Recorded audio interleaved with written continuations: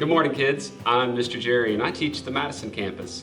Today we move from the time of Judges to the period when Israel had kings. Remember, we started at the very beginning when God created everything, but then sin entered the world when man disobeyed God. As we continued through the book of Genesis, God formed a nation from Abraham called Israel. We learned about Abraham's family from Isaac to Jacob and how Joseph and his family ended up in Egypt. While they were there, the Egyptians made them slaves and treated them terribly. But God provided a way out, and they crossed the Red Sea and headed toward the land God had promised them. The Israelites didn't continue trusting God, so God forced them to wander in the wilderness for 40 years. Then Joshua led them across the Jordan River into the Promised Land. But after Joshua died, Israel kept repeating their cycle of sin, which is why God sent them judges to rescue them.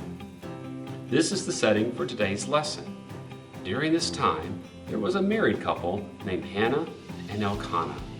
They were devoted worshipers of the Lord, and Hannah wanted to be a mother more than anything else. But the Lord had prevented her from having children. One year, Elkanah went to make sacrifices and worship God. Hannah went with him, but she could no longer hide her grief over being childless. She asked the Lord for a child and vowed to dedicate him to God. She prayed so strongly that Eli, the priest, rebuked her. But God answered Hannah's prayers, and she named her son Samuel. She dedicated him to the Lord and prayed to God, glorifying him for his sovereignty. Then she went home with her husband and left Samuel to serve God under the leadership of Eli. She visited Samuel each year, and he faithfully served God.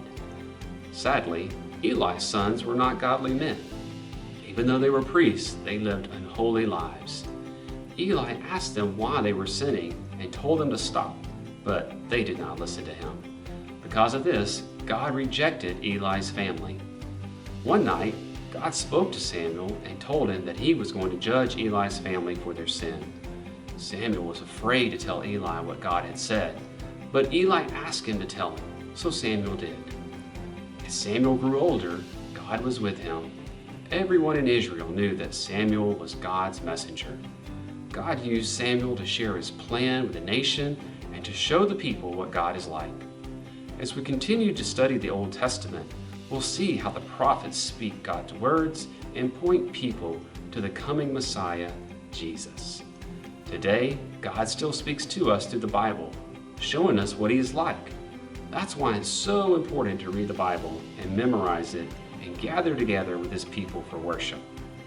Thanks so much for letting me share the lesson with you today. Next week, we're going to talk about the Ark and how the Ark was captured. Have a great week, and we'll see you next Sunday.